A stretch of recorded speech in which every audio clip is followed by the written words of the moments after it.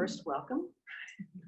And because today we're working on this idea of Dharma, it's have the courage to do your own Dharma.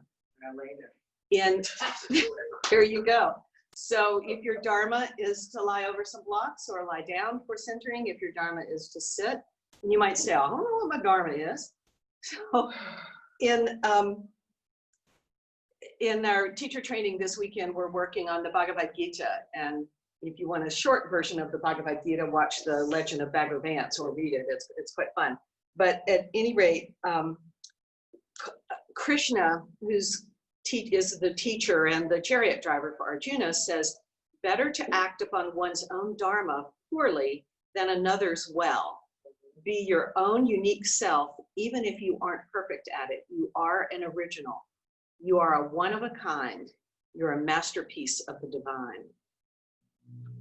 So as I thought about that, I thought, well, where in my life have I not done my Dharma? It can be in little small things, it can be in big things. One big thing that just, I hadn't thought of this for years, but when I was a single mom and it was the 80s, and I wanted to go back to graduate school to get a master's degree, but I had a moment of like, I don't know what to go in, because I've always been in education, always been in the arts, and I thought maybe I just need to stretch out. Sometimes you do, sometimes you need to find a new path. But at that time, it was women were starting to enter the business world, a mostly male world of business, of corporate America. And the MBA was king. Any of those are old enough to remember that. And so I had a friend who was going back in MBA, and she said, you should do it, it'll be great. And so I said, okay, that sounds interesting. I was think maybe 2 classes in to where I realized, I don't really care about how many widgets we make today. I don't really care. The only thing I really cared about was when I took HR courses, because they were mostly about psychology, and they were about motivating people and helping them get the best out of themselves, and not what they typically do in business, but they were doing it in the universities.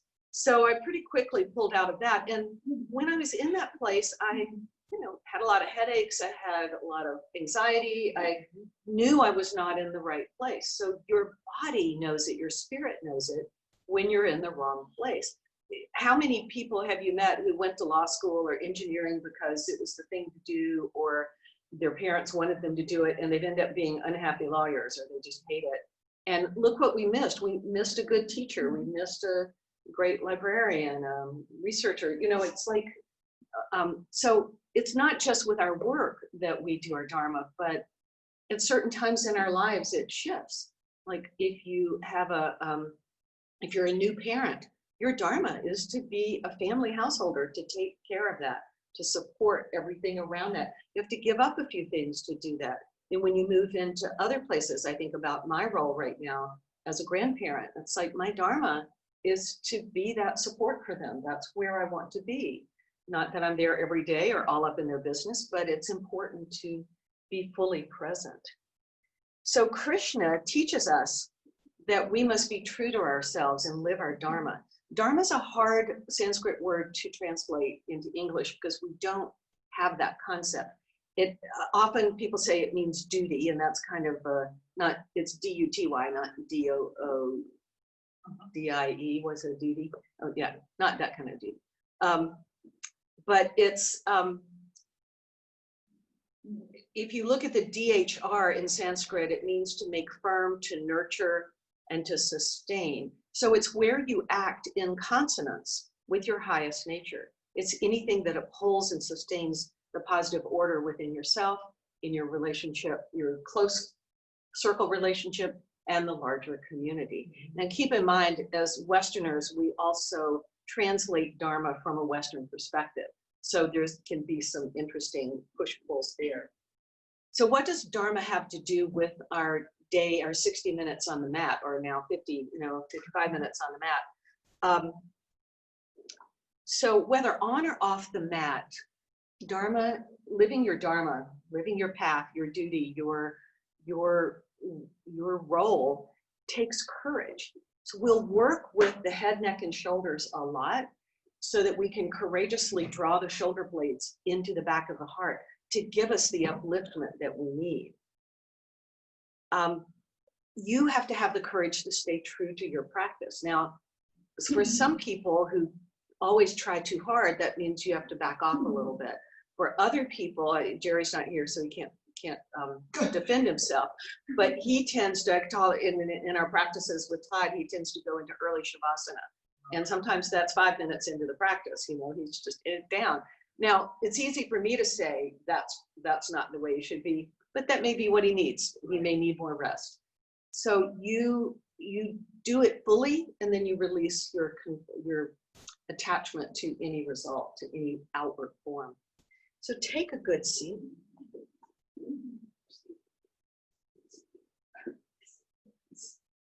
And that good seat or good lie on your back, whatever it is for you, can be anything. You can sit in chairs. Sit and be positioned in a place where you can take a full and deep breath, deep into the low belly. Feel your middle ribs, feel your chest. And as you inhale and exhale, fill it all, and think about breathing 360, particularly the back body. And that's can be, I don't know what you're talking about. We'll pretend you know what that means, and maybe something will happen. But if you feel like you're pushing back into the back ribs, you connect to that universal energy. And it's the universe, for me at any rate, that tells me if I'm on my dharmic path for that moment, if it feels right, I'm clicking along. It doesn't necessarily mean it's easy, but it feels right. When I've listened to that message from the universe, I have a sense of well-being. I may not be giggle happy every minute, but I have a sense of joy and well-being. And as you breathe deeply and breathe into the back body, connecting to the universe, it connects to the heart. Draw your palms together in front of your heart center. When you activate the courage to live your true dharma, you come home to your heart. You awaken to your true nature, which is a sense of well-being, equipoise, and purpose. Start with one soft Om. Inhale, exhale, cleansing breath. Inhale the Om.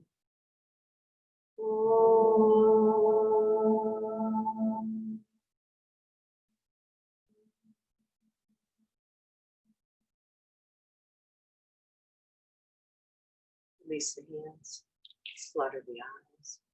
So let's come to standing.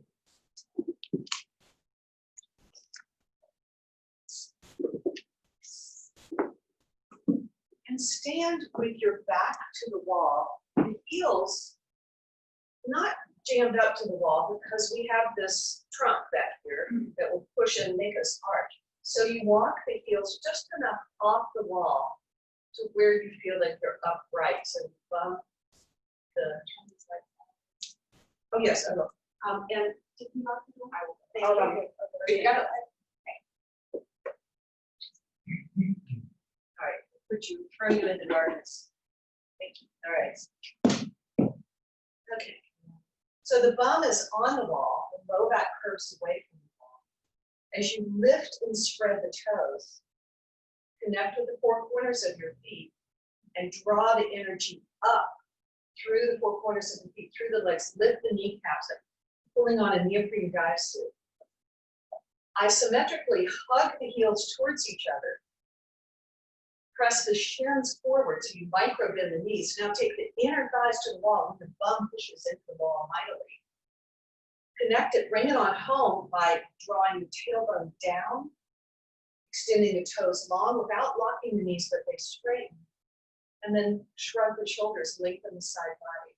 Move the head of the arm bones back and see if you can place your shoulder blades on the wall. Notice what happens with the ribs. Often the front ribs pop up, so pull them down. in the center back of the head. Progressively, it's you're moving the jaw, the upper palate straight back. You're neither tucking the chin nor lifting the chin. The chin is roughly parallel to the floor. Maybe it comes to the wall, maybe it doesn't, but it's moving towards the wall. Yeah, this is where you have to check what is your path right now in this little mini dharmic moment. If you push your chin to the wall and you're straining, maybe pull the head just a tiny bit off the wall and work it back. Nice. Maybe adjust your feet. If you're too far away or too close, that might help. If you have the room, stretch the arms out into my peacock here. All right. And keep pressing. So the sits bones are moving to the wall, tailbone down, bottom ribs moving, side ribs moving to the wall, but they won't touch, they move back to the wall. Shoulder blades on the wall, center back of the head with a nice curve. And inhale, just shake up. So that's something you can do, just back up to a wall. If you don't have room in the house to spread, just pull back here. Right, here's some isometric. I'm gonna go a little closer. You can do this standing, but I'm gonna come a little closer. So if you take your hand to the left hand to the left side of the face, the head actually, you're more on the head by the ear. Push, the hands pushing in, you're not tilting, you're just pushing, like, you know, that side move. So the head doesn't move, but you're just pushing and release. So exhale, push, inhale, release. Notice if you're hunching with the shoulder, take the shoulder blade back and down. Keep pushing and releasing. So you feel the other side of the neck is working. Now change sides and push and release. Exhale, push. Inhale, release. And the neck muscles have to work here a little bit. Push and release. And release both. Pause a minute. With this one, with your fingertips right up kind of in the forehead, the hairline, and the head is just slightly dropped, not tucked, but slightly dropped. So you're lengthening the back of the neck. Push the fingers into the head and push the head into the fingers. And release. Exhale, push. And release. Push. And release. And then come into beach babe, right, cradling the skull. And the elbows are forward, soften the armpits back. Push the head in as you pull the hand, so resistance. And you're pulsing with this, so pushing, releasing, releasing. And release. One last one. So this one is kind of weird. You're more on the cheek this time. It's as though you're turning, but the hand is turning it back. The head, it looks like I'm just doing nothing, but I'm trying to turn this way, but the hand is moving it back. So push and release, push and release. So now you're getting a little bit of the twist. It's like you're trying to turn your head to the side to look over your left shoulder. Release, change sides. Turn to look, at least your eyes go to the right, but the hand says no.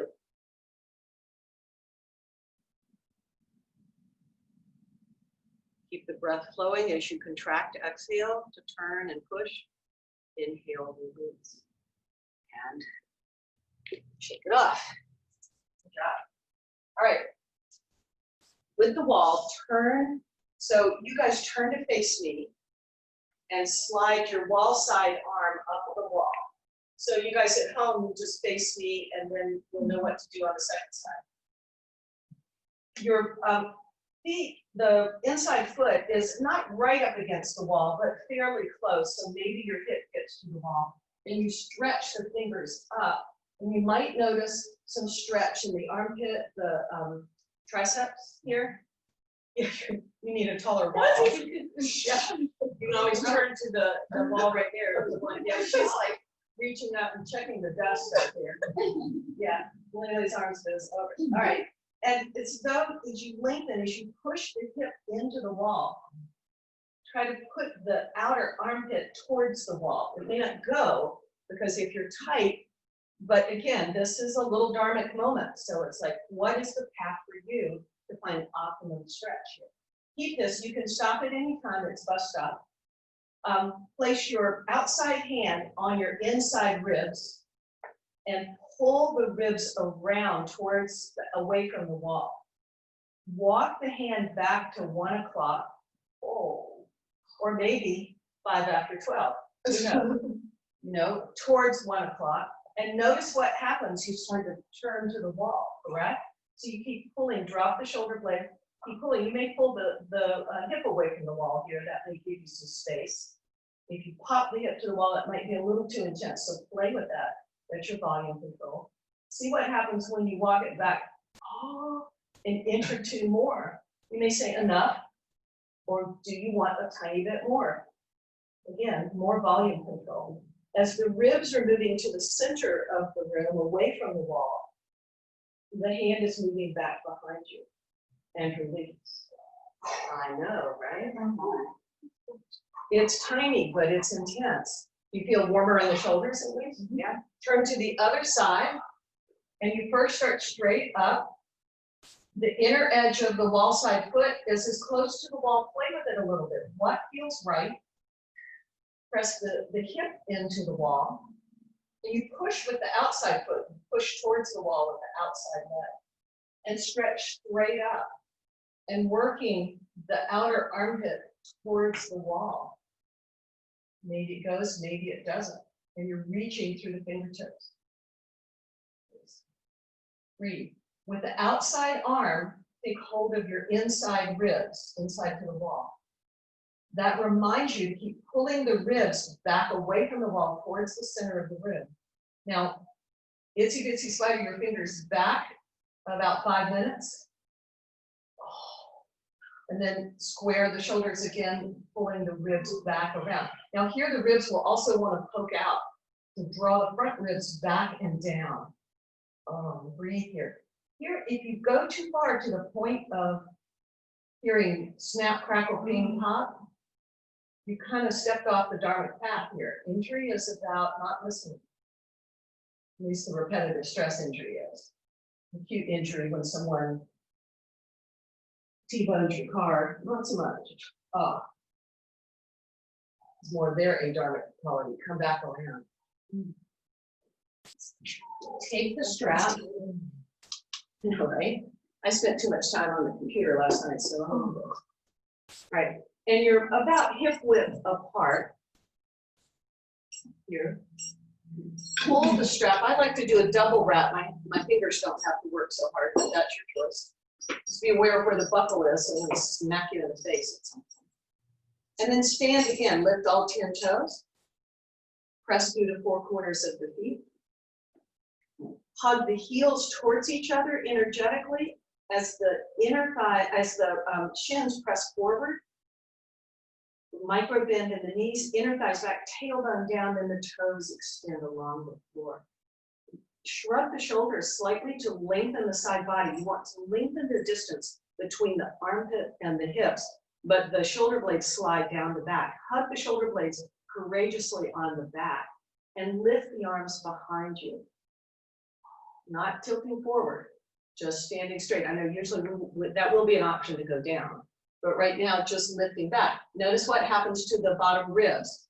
They pop out, so you pull it in. What's going on with the head? The tendency here, yep, absolutely, everybody's doing it in the studio. The tendency here is once this goes out, to do this, because there's tightness, right? So imagine you're still against the wall and you're pushing the center back of the head, not by lifting the chin, but by moving. Actually, you're lifting up. It's almost dropping the chin slightly and pulling the chin back in. And release. Shake off. We'll do another one. So inhale. So now we'll do it in a pulsing mode. As you legs are strong, inner thighs back, tailbone down, engage the core. Low belly, low ribs, pull down. Shoulder blades hug onto the back. Upper palate moves back, top and bottom of the ears. Inhale, lift. Exhale, just soften a little bit. Not so much total lower, but just a little pulse right at your edge, right at your little dharmic path there. Inhale, lift, and exhale, slightly release. Inhale, lift. So Layla, you can step away from the wall now. There you go. And oh yeah, then you can get a little more opening. Now you can keep doing this if a forward bend is not in your path today, or you can start to add the forward bend. The legs are strong, soften the knees, fold forward. Oh, mama mia, pull the arms way over your head. And on your inhale, lift the arms more towards the floor, like drop the ice, like you're pulling the arms overhead, and then inhale, back off a tiny bit. So you're not coming up and down.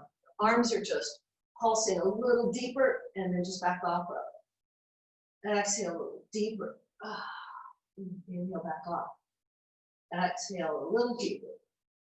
Either the forward bend deeper or the arms more overhead. On your next inhale, come up halfway. Use the legs, hinge from the hips. Inhale your way up. Shoulders. Yeah. All right, and particularly because we've been sitting a lot on the floor this weekend. That's my shoulders get tight. If you've been gardening, drumming, hunching over the computer. Yeah. Gardening and drumming at the same time. Her vegetables because of the drumming. All right, interlace the hands in front of you, palms face you. Turn it out, reverse it, and push the palms forward. Now this draws the shoulder blade forward. Let it come up. Just stretch it in between the shoulder blades. It feels good. And then pull the head of the arm bones back into the socket without bending the elbow. So you're pulling out. It's the thing Jill was showing us earlier, where you're pulling the head of the arm bone into the socket, letting it come out, in, out, without bending the elbows. That's a trick. And release. Shake off. All right, let's do some more yoga. Step to the top of your mat, please.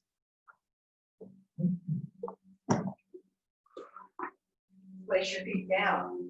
Inhale, rise up. Exhale, bow forward. Inhale, halfway up. Upside down letter L. Exhale, lift your belly up and in and bow. Two more. Inhale, halfway up. Open the heart, extend it. Exhale, down. So this is like the warrior preparing for the battle. Inhale, extend. Exhale, down. Inhale, prepare. Step your right leg back straight in the lunge. You can place the block under your right hand, or the hands on the floor, the left hands into the left hip crease, pull it out and begin to twist. Knee down option is possible if you want that, pat it as you go. Now notice how much weight's dropping into your right hand. Pull the energy up through the hand. Less weight on the hand, and you'll notice the legs work. Breathe and inhale and keep hugging the shoulder blades on the back. And open up. What is the path for you? Exhale, release, step back, downward facing dog. Walk your dog, bending one knee and then the other. So notice what dog feels like after we did all of the shoulder work. Does it feel a little bit easier? Just that those are simple exercises, so effective. From dog, step your right foot forward, straight leg lunge. You can lower both knees and pull it forward, then lift the back leg. Left fingertips on a block or the floor, pull up from the earth. So the tendency is to dump, pull it up and in, scissor the legs, and then open towards the front leg, the right leg. And breathe. Scissor the legs. So with that strength, and you have the stability, then draw the shoulder blades on the back to give you a bigger sense of freedom, a bigger sense of opening. Next, inhale, release, step back, downward facing dog. Shift forward, plank pose. So what happens here in plank is we tend to push up away and the shoulder blades slide off the back. So soften the heart, draw the shoulder blades on the back. This not only takes courage, it takes more core work. Do you feel the difference? When you push up and away and try to power up with the shoulders, your core can actually relax. When you pull the shoulder blades courageously on the back and hug in, the core has to wake up to get into the game. On your next exhale, lower down to the floor, all the way. Enjoy the floor for a minute or less. All right, so this is hitchhiker shalabhasana. So lie flat, the chin or forehead's on the floor. Stretch your arms out in a T position, shoulder height. Turn the thumbs up to point to the ceiling. So the baby finger is on the floor. The thumb is pointing towards the ceiling. Make a light fist, like you're hitchhiking. Then stretch the legs long behind you. Put all 10 toenails on the floor, particularly the baby toe side. That will help you inner rotate the inner thigh, upper inner thighs more. Notice when you do that, you might dump the thumbs forward so it's all connected. Tailbone lengthens. It's as though you're trying to pull your belly away from the floor. It won't come away from the floor, but it's in that direction. Lengthen the distance between the armpits and your hips. Shoulder blades pull together and down the back. Let them be the wings that support you. And then lift the upper body. The baby finger side of the hand is still on the floor. So your arms are not lifting yet, but the shoulders lift where you engage the back muscles. Exhale, you back off a tiny bit. Inhale, you engage. The legs are strong, hugging to the midline, tailbone lengthens. Keep inhaling, lift, working the back chain. Now notice if you're getting neck tension, it may mean you're lifting the chin. So you're pressing with the center back of the head, like someone's hand is right there behind your head and you're pressing into it. You feel that engage the back muscles even more. And then release. Make a pillow with your hands. You can turn your head one way or just rest your forehead. Windshield wiper the legs. Right, you can stay with that version or the next version, same thing, hitchhiker arms, strengthen the legs, lengthen and strengthen, hug to the midline, lengthen the tailbone. You'll notice if you lengthen the tailbone, pull the low belly up and in, you lessen the low back curve a bit and it reduce the pinch. Lift the hands just off the floor, hovering off the floor, thumb still towards the sky, and inhale, lift the chest, pressing the center back of the head into an imaginary hand, and slowly with the exhale, you just soften. Inhale, a little more engagement. Exhale, soften. Notice that as you do this, have you curled up off your baby toes? So they tend to curl up. You just keep reconnecting. If this is too much, keep the hands on the floor. So this is right. It's volume control is just your dharmic path. Where can I get the most benefit of this pose and the least suffering? And release. Oh, push back into child's pose. Knees wide apart, toes together. Hips move towards the heels. First, start with just a soft child's pose. Either stack your hands and rest your forehead on your hands, or a nice way too is to rest the forehead on a block and the arms are just relaxed by your side. That way you relax the back of the neck. If the head drops too far below the heart, there's a little bit of stress there in the back of the neck. So putting it on your stacked hands or on a block helps release that a bit. Now melt the heart. That's as the shoulder blades, they hug on, they're not aggressive, they're not trying to pinch, they're not Marines. So they're just drawing down the back and hugging up into the back of the heart. Now let's make the child's pose more active. You can still keep the head on the block, or it may lift. Walk your arms straight out in front of you and about mat width apart. Perch up on your fingertips.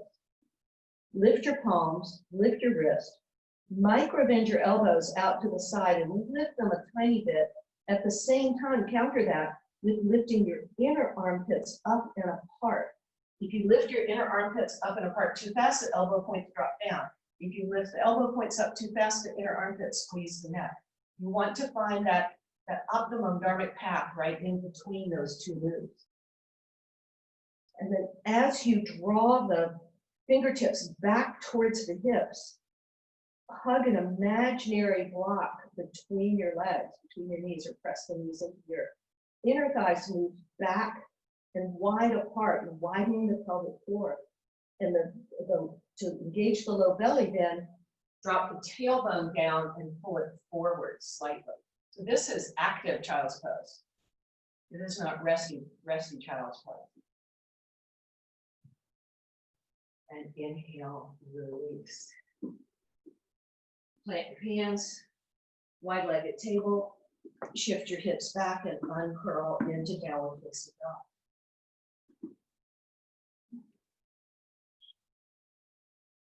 Step your left leg forward, straight leg lunge. Scissor the legs, the back heel is up, feet are on railroad tracks, hands to the hips.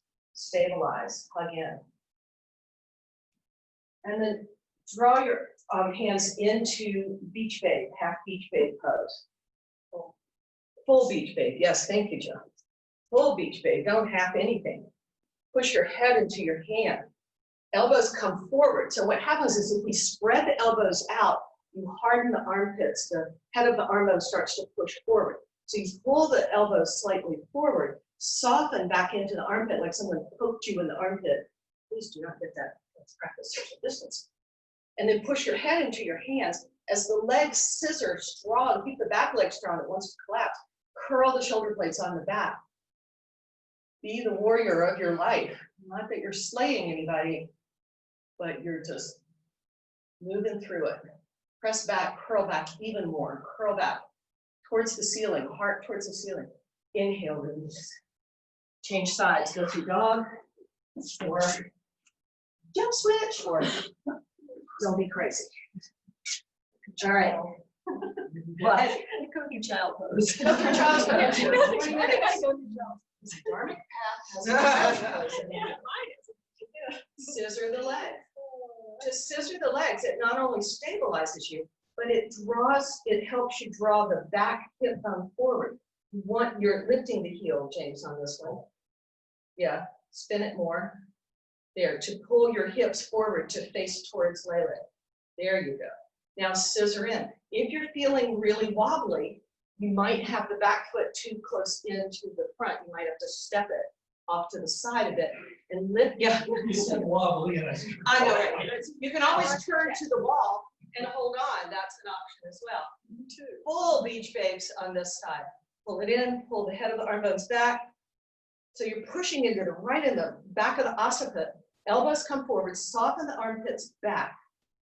So the elbows are kind of closer to your face. And now push into the head into the hands. Your tailbone is lengthening like crazy, but you notice how you can arc back farther?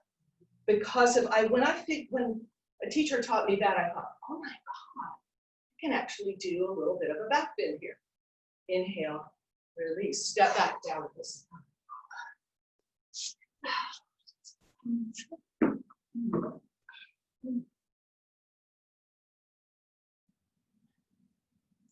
Come to your knees.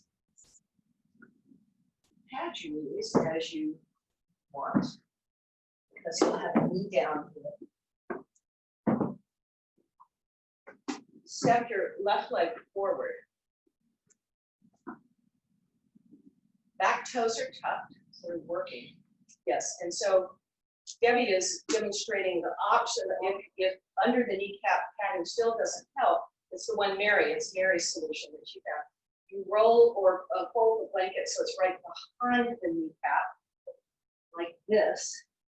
The kneecap then is not touching anything, but the top of your shin bone is. It's a really nice option if being on that kneecap is just not a friendly thing to do. Dharmic points, Dharmic karma points here, Debbie. All right, outer left hip. Yeah, outer left hip rolls down. Shift forward until you start to feel some stretch a lot across the front of the back thigh.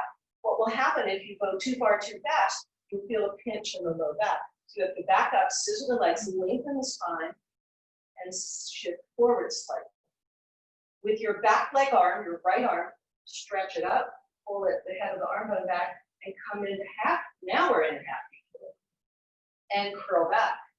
Again, as you shift the hips forward, if you shift too far, or FT, too far, too fast, you'll feel this in the low back.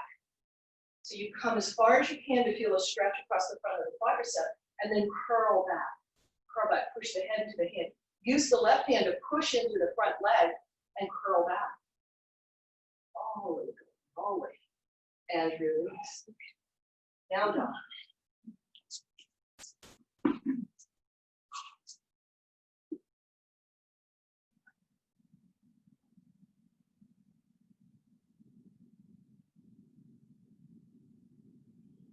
And step your right foot forward, straighten the lunge. Lower the back knee to the floor, blanket roll. The back knee ideally is moving behind the hip. If right here you're standing, you're in sort of making a square with the negative space, and you're still feeling the stretch across the quadricep, that's fine. If you're feeling no stretch across the quadricep, walk your front foot forward and shift your weight. The knee should stay over the ankle, not forward of it. Use the right hand to support you on your top of your thigh. Stretch the left arm forward, pull the head of the arm bone in, and push the head of the hand into the head. Shoulder blades slide down the back and lift. It's as though somebody could come behind you. You can't touch anybody anymore. And lift with the heels of the hands into the back of the heart. Keep breathing. On the exhale, deepen the back bend. Inhale, strengthen the legs. Inhale, curl back a little bit more. The shoulder blades move on to the back. Press the head into the hand. A lot. The arm's working. The left arm's working a lot. And inhale, release. Downward facing dog. Oh, it feels so good after this.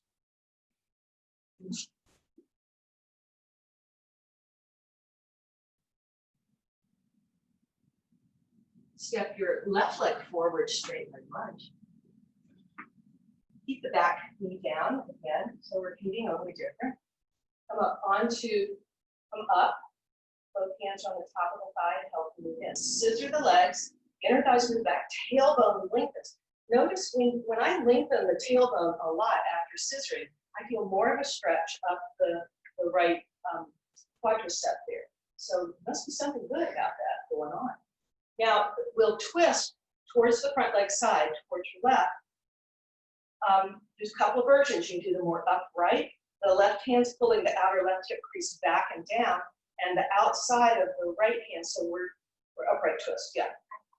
There you go. You're twisting that. There. Oh, you had a wrinkle, a cramp, yes. All right, that's one version. Stay here. Or version 2. Oh, to move your breakfast out of the way. Put the elbow to the outside of the knee. Push the knee into the elbow, elbow into the knee. The hands press together. Before you do much twist, press the top arm down more so you lengthen the side body and you start to twist more towards the left. And then draw the shoulder blades again onto the back, hugging into the back of the heart. Make this a little back bend twist. So you're actually curling back as you spin more. Exhale, you twist. Inhale, strengthen and lengthen. Whew. Next inhale, release. Downward facing. Dog is almost like child's pose. Almost. Now, child's pose is always an option.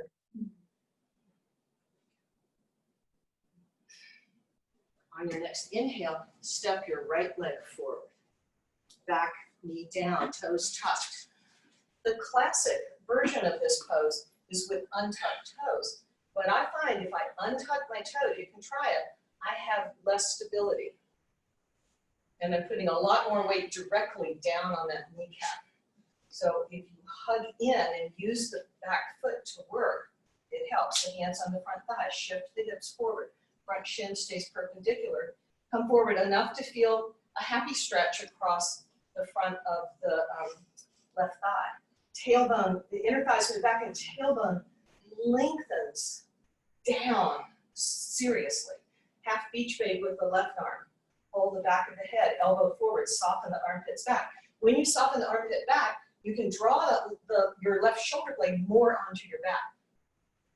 Curl back. Draw the right shoulder blade onto the back. Let both tips, bottom tips of the shoulder blades lift into the back of your heart as you breathe. Exhale, curl back. Inhale, lengthen and more strengthen. The legs support you. The legs are the governor of the back. When they stop working, the back starts to take on a lot of stress. Inhale, release. Downward facing dog. Lower down all the way to your belly. Do we not do the twist? Oh, man, thank you, Jill. Come back up. Which foot? Right foot. Right leg forward. Okay, thanks. Back knee down. Thank you. Otherwise, we'd be walking funny all day. Scissor the legs. Tuck the back toes. Open twist. To step one, you shift forward. You're feeling a stretch across the top of the thigh, the back thigh. And now you're adding a twist. Draw the shoulder blades on the back. This can be as equally courageous a twist. Open twists are great. I love them. I feel open. When we go into the bound twist, you begin to constrict the blood flow into the organs in the belly, which when we release feels so good. Press down with the top arm if you're hugging the elbow to the outside of the leg. Scissor the legs as though you were going to lift your back knee. We're not this time. Whoa. And curl the shoulder blades on the back. Draw them down and up and in. Curl back. Imagine you could do full beach babe on this side and press the head into the imaginary hands. And inhale, release. Oh, thank you. Exhale. Down dog.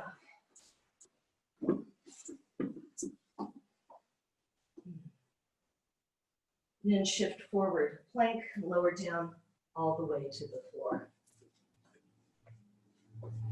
Come up onto your forearms. Do a Sphinx pose with the toes untucked, little baby toe side of the foot, toenail on the floor as well as the big toe side. Hug an imaginary block between the elbows. Pull the elbows back and stretch the heart forward. Nice. Tuck your toes.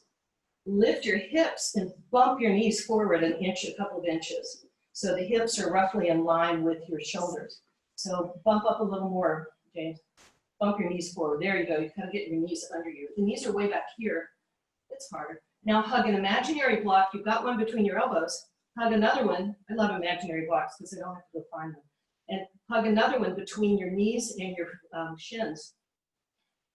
And lift your knees just enough off the floor that maybe the skin or the fabric is touching the floor. Oh, but there's no weight on your knees. Notice if your head is dropping below the shoulders in desperation. Press the center back of the head, again, like you were up against the wall. Shoulder blades curl onto the back here a lot. Oh man, that makes it harder. Inhale, release. Shake off. All right, we're doing so many great back bends. Yet one more. All right, with the chin or the forehead on your mat, bend both knees. So here's stage one of Dhanurasana, bow pose. With the chin or the forehead on the mat, bend your knees. The feet flex so that it's like you're holding a tray on your feet. Hug an imaginary block between your knees. Inner thighs lift towards the ceiling and the tailbone lengthens. Plant your hands by your shoulders, maybe a little bit, maybe even off the mat. They can be wide. Shrug the shoulders, lift the head of the arm bones, and curl the shoulder blades on the back. As you lift the chest. The head, again, is pushing into the hands. You're not lifting with the chin. You're lifting with the back of the head's pushing into imaginary hands. Lift your hands, lift the top of your knees off, the thighs off the floor. So while this is easier on the knees, I find this harder, personally. And release. Shake off. So if you can't go to full bow, which is to take hold of your top of your feet, or you can slide a strap across the top of across the ankles. We'll go into full bow. But remember, The legs are the governor of the back. So when we start to get on our belly, start to lose that sense because the legs are not holding us up. We're like, what do you mean by that? So it means the legs still, you hug the muscles to the bone. You still do an inner rotation. The inner thighs move this time up to the ceiling, and the tailbone lengthens mightily down towards the knees to pull any pinch out of the low back. You want to feel the back bend in the upper back, not in the low back.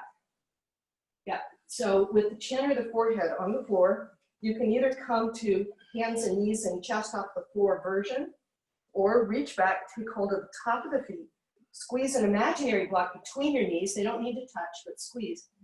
Shrug your shoulders, lift the head of the armpits, and kick back. Kick the feet back. The knees do lift off the floor slightly. The upper body, chest lifts off. The center back of the head's lifting towards the ceiling, keeping the length in the back of the neck. So you're not lifting the chin. The chin is almost tucking in slightly. Oh, breathe and expand. Exhale, soften. Inhale, expand. Oh, exhale, soften. And next, inhale, expand to your full potential from the core, from your belly, out through the legs, up through the crown of the head. Exhale, release. Oh, if you haven't had the dharmic sits to do so already, shake your hips or windshield wiper the legs. Turn the head one way and then the other. Push back. I channeled my inner Jerry. All right. You're like early show. Yeah, she took the image, she took the video off and went to early shavasana. All right. Come back into child's pose. Again, you can rest your head on a block, stacked hands, fists. Better to keep the head a little bit more in line with the spine, at least for this one, so we don't get too dizzy. And this one's an easy child's pose, not an active one. Just stretching the low back. Next, inhale, come up, flip over. And actually for you guys, with your head toward the center of the room, the feet towards the wall, come into bridge pose. And you can start with your toes on close to the baseboard. Bridge pose on your back, have a block near you, yes. Lay on your back. Yeah, get the block out. There you go. James, the light. And scoot a little closer to the wall, James. With the toes just touching the baseboard. Knees bent.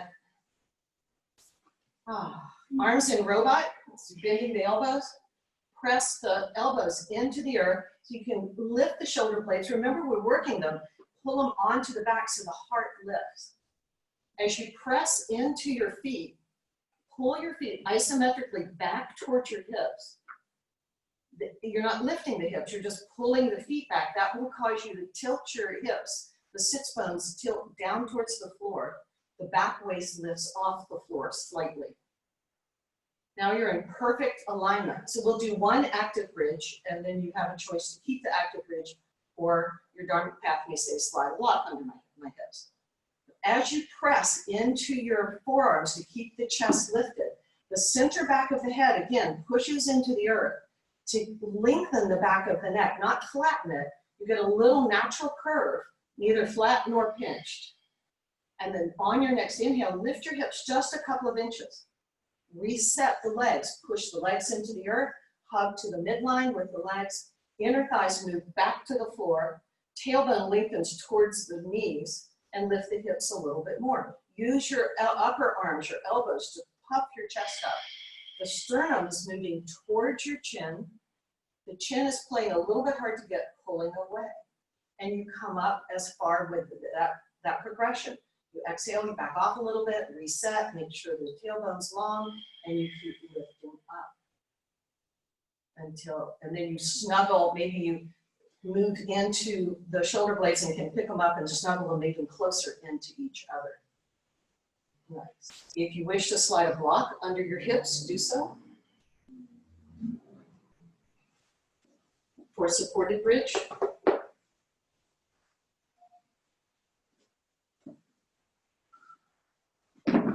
And then everybody put a block under your hips. It could be on the flat, the middle, or the high. I would say flat or middle for this one. Again, let the lift of the relaxing onto the block allow you to draw your shoulder blades more onto the back, to make that little tunnel of love from the base of your skull down the spine, so no part of the cervical spine are touching the floor. Keep pressing into the head. Place your feet on the wall like you fell over in a chair. The knees are about 90 degrees. Yeah. That was your turn. Ow. The chest is still lifted. You should feel a nice stretch and lift in the chest, the upper chest. This is just a simple inversion.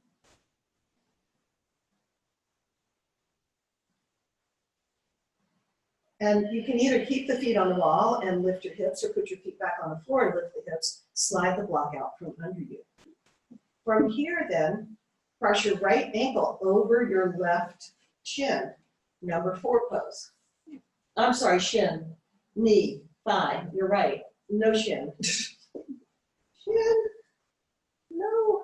So number 4 pose. If you're not feeling anything here into the right hip flexor, first put the heel of your right hand into the inner top of your thigh near the hip crease and push the inner thigh away from the belly. If you're still not feeling anything, then you get to wiggle your bum closer to the wall. That is moving your leg closer to the chest. The left leg stays as it is in a right angle pushing against the wall. As you keep moving the shin closer to the wall. I mean, the bum, God, I've got this thing with the shin today. The bum closer to the wall. Now, what happens is as the bum comes closer to the wall, the back waist will smash into the floor. So inner rotate the thighs towards the wall. Sits bones move towards the wall where the wall meets the floor, and get a low back curve back. Do you feel the stretch more into the right hip crease, and the right hip flexor, the bum? Oh yeah. So you adjust the volume. If you go too much and you can't sustain it, you've stepped off the path a little bit. I think I do anyway, have little momentary trips off the path. And then I get back up. And then sometimes there's the big one, like choosing the wrong graduate program. Thankfully, I didn't go far into it. Release both legs on the wall, feet on the wall. And this side might be different. So you may need to move your bum away from the wall a little more, because the left side is often tighter if it's not your dominant side. Holy moly. The left heel of the hand presses into the inner left hip crease, actually the outer left hip crease, opening a little more outer rotation in the thigh. That may crank it up quite a bit. And if you need less, wiggle your bum away from the wall. If you need more, scoot your bum towards the wall. Shoulder blades on the back. What I like about this one, we do this sometimes in the middle of the floor where we hold on to the back of the right thigh, but my hands get tired. That's my whine of the day, my favorite whine. Oh, this hurts my hands. Just so you feel this nice stretch here. And you may feel it in a slightly different place than you did on the other side. I like this. I can relax more. I know, I do too, because my shoulders don't have to get in the act. I like it much more. Debbie said she liked it more because she can relax. And then from here, it's your choice. You can scoot out and do regular Shavasana, or if you take a blanket, here's blanket neutral, and make a thin, the narrow fold to it. Put the blanket almost to the wall, not quite, and then the trick is nudge your bum closer to the wall. If the bum can touch the wall, great. If not, you adjust. And the blanket's hitting more in the back waist than right on the edge of the sits bones. So the sits bones are kind of flying free towards the wall, and the legs are up the wall. Now, the alternative to this is regular Shavasana.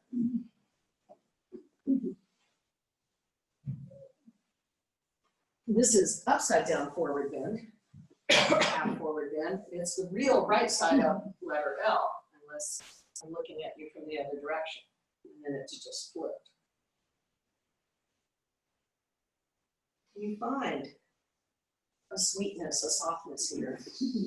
The shoulder blades are still sweetly and gently on your back. And then you release all holding.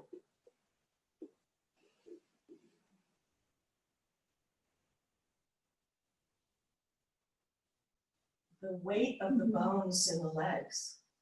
Imagine and see them dropping in the head of the femur, the head of the thigh bone, drop into the hip socket.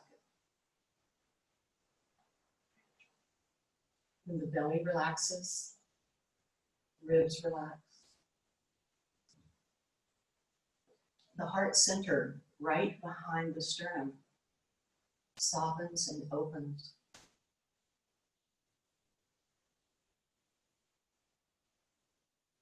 The arms are soft, relaxed. Swallow to soften the throat. Part your back teeth slightly, part your lips slightly.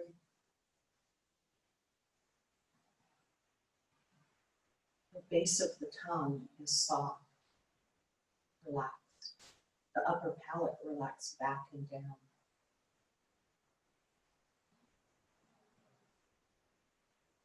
Hollows of the cheeks soften and release. Ears and temples. The eyeballs settle back into the cradle of the eye socket as all your muscles around the eyes release. You spend so much time pushing the eyes forward to see. Now see inward, go back and back. The space between the eyebrows, third eye center, softens, releases all the way into the center of the skull.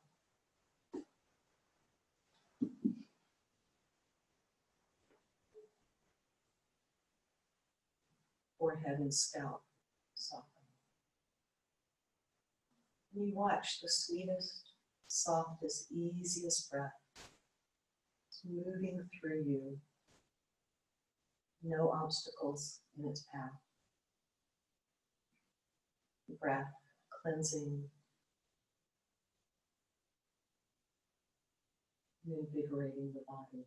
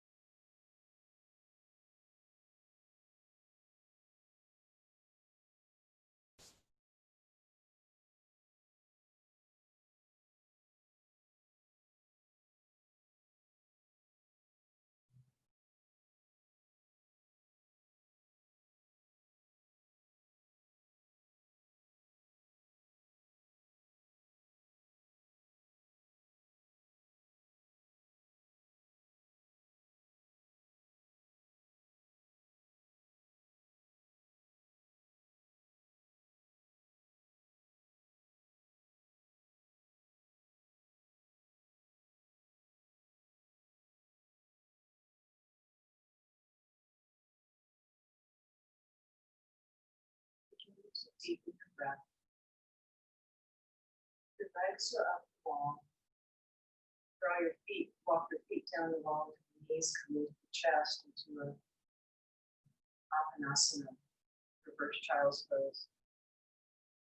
Then roll to your side, your line flat, draw your knees in, and you roll and stretch. And eventually roll to your side. Pause here. No hurry to pop up into your day.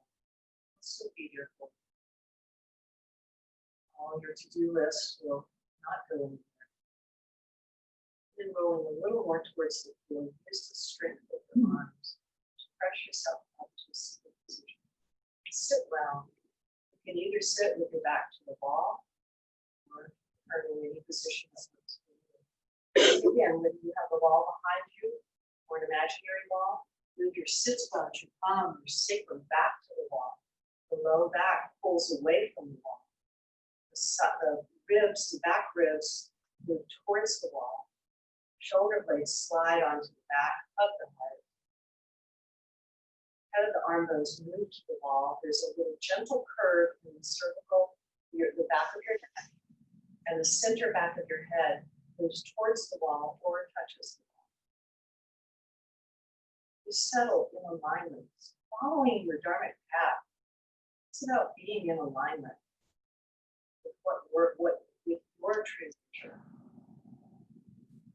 And that's not always easy, because if you truly follow your dharmic path, you are going to discipline something. But would you rather discipline yourself instead? Draw your palms together in front of the heart center. Seems to me we've done enough. Inhale, exhale, foot to earth. Let it all settle out. Bow.